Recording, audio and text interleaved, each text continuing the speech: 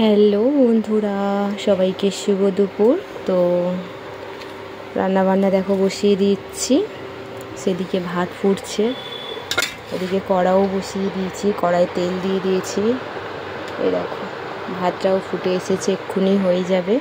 আজকে একটু দেরি করেই রান্নাটা বসিয়েছি। তো কি রান্না করছি চলো তোমাদেরকে শেয়ার করি। যেমনটা কালকের ভিডিওতে তোমাদেরকে বলেইছিলাম যে কিছু মাছ আছে, ল্যাটা মাছ বড় বড় সাইজের। তো এগুলো দিয়ে আমি বলেছিলাম কচু কিনে এনেছিলাম কালকের কাঁচা বাজার, তোমাদেরকে ভিডিওতে দেখিয়েছিলাম। তো এই দেখো এই যে কচুগুলো কেটেছি সুন্দর করে, দুটো আলু দিয়েছি আর সমস্ত কচুটা দিয়েছি। পেঁয়াজ, টমেটো, কাঁচা লঙ্কা সবটা কেটে নিয়েছি। এখানে একটু আদা রসুন বেটে নিয়েছি। মাছটাকে এবার ঝাল হলদি মাখাবো, নুন মাখাবো, মাখিয়ে ভাজবো। তো এই হচ্ছে আজকের আমাদের রেসিপি। সুন্দর করে আজকের মাছ আলু কচুর ঝোল করব। আর একটা রান্না করব, এটা হচ্ছে এই যে এখানে কেটে রেখেছি একটু বড় একটা পেঁয়াজ দিয়েছি বড় সাইজের।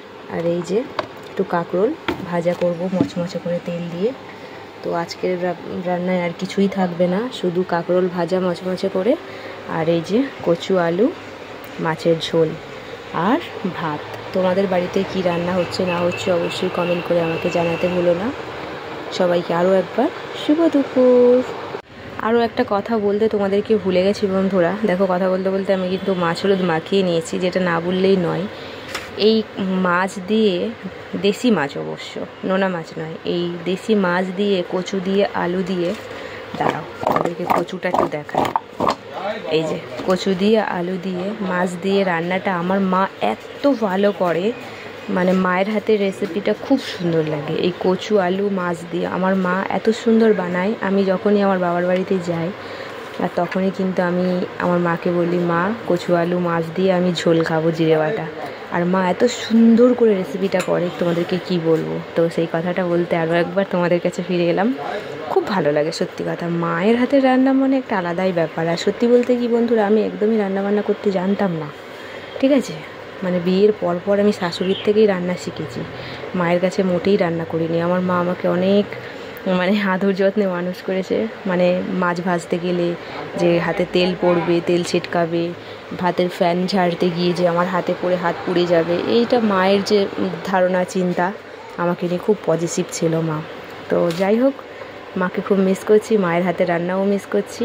আর আমার এই ভিডিওটা আমার মা দেখবে আমি জানি। তো মা, পরের বারে গেলে কিন্তু কচু আলু মাছের ঝোল খাওয়াতেই হবে। তো যাই হোক, আমি যেরকমটা পারবো আজকে সেরকমভাবেই করে খাবো, কিন্তু নেক্সট টাইম মায়ের কাছে গিয়েই খাবো। তো তোমরা কারা কারা মায়ের হাতের রেসিপি ভালোবাসো, মা যা করে, এমনকি আমি জানি বন্ধুরা যারা যারা মা যা রান্না করে দেবে মায়ের হাতের বেস্ট রান্না, কিন্তু আমার মা সব থেকে সুন্দর রান্না করে, এটুকু তোমাদের বলতে পারি। যদি বিশ্বাস না হয় একদিন আমাদের বাড়িতে যেও, খাওয়াবো। এই দেখো আমি কিন্তু প্রথমে তেল গরম করেছি আর তার উপরে আলু আর কচু, টমেটো, কাঁচা লঙ্কা, পেঁয়াজ একসঙ্গে ভেজে নিচ্ছি। এটা একটু ভাজা ভাজা হলে, বেশিক্ষণ না, অল্প একটুখানি ভাজবো। তারপর ভাজা ভাজা হয়ে গেলে মশলাপাতিগুলো দিয়ে দেবো। তো এই দেখো আমার কিন্তু আলু আর কচুটা ভালো করে ভাজা হয়ে গেছে তেলের মধ্যে, মানে অল্প, বেশিক্ষণ না, 2-3 মিনিট।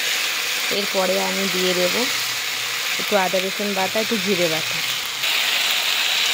এই তো একসাথে দিয়েছি, দিয়ে একটু নাড়বো।